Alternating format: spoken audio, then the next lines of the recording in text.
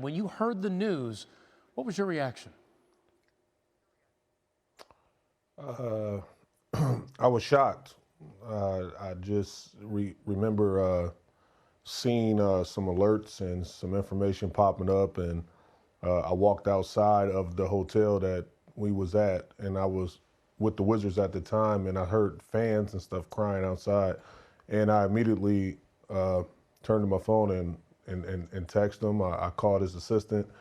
Rita had picked up the phone, and Rita told me that the news was real, it was true, and I just immediately got emotional, started crying.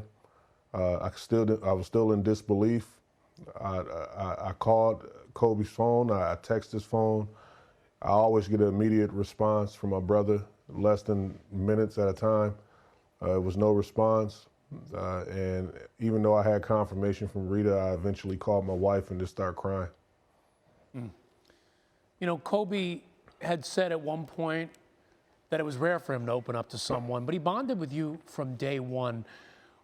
What was it about your relationship? Why did the two of you bond so quickly and so intensely? Well, I think it was just we had an honest rapport with one another. When I came to Los Angeles, immediately I wanted to seek out the knowledge and the education of the game of basketball from arguably the greatest player ever to play the game. And I used to just follow up under his tutelage. I wanted to see how his preparation, the method to the madness, and I was always up under him. And he was always welcoming that.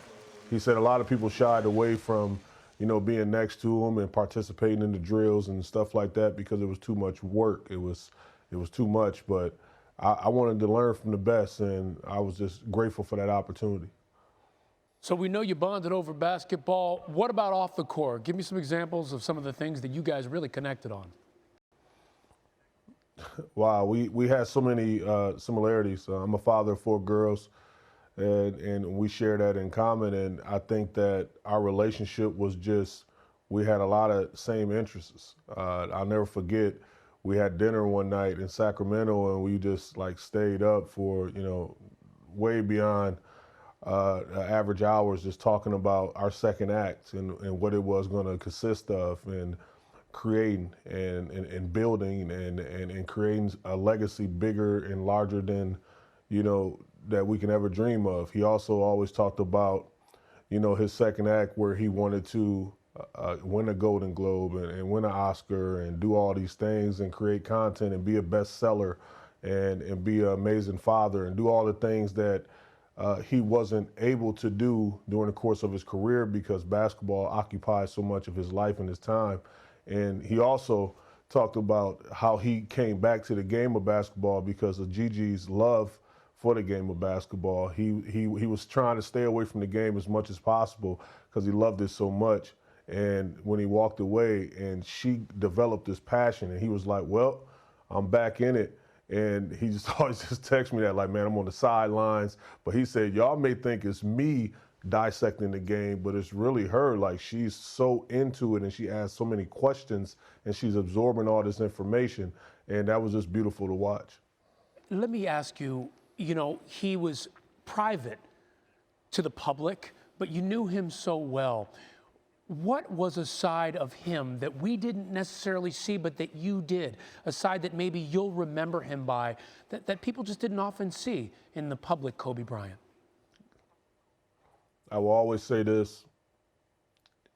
He always made time, even when he didn't have time. I always say that when I describe Kobe Bryant. He was different in that way.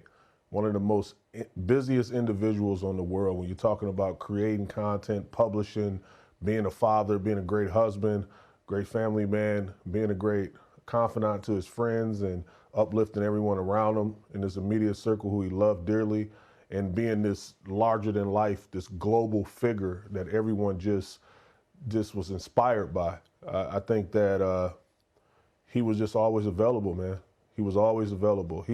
I'll never forget, I needed him to do something, and I said, bro, I need you, man. Like, this is big for me. He was just like, say less. And he was there, just at the drop of a dime, this for me. And, you know, that's priceless. And Kobe was always an asset, a huge asset to my life. you know, and that void can never be filled again.